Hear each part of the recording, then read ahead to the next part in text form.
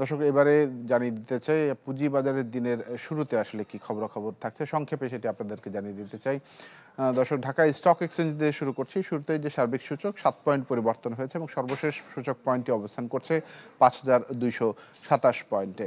এবং এখন পর্যন্ত হাতবদল হওয়া শেয়ার এবং মিউচুয়াল ফান্ডের যে তথ্য তাতে আমি দেখতে পাচ্ছি এখন পর্যন্ত লেনদেন হয়েছে 153 কোটি টাকা, যার মধ্যে বেড়েছে 164টির দাম, কমেছে 120টির এবং 92টির দাম কিন্তু অপরিবর্তিত রয়েছে।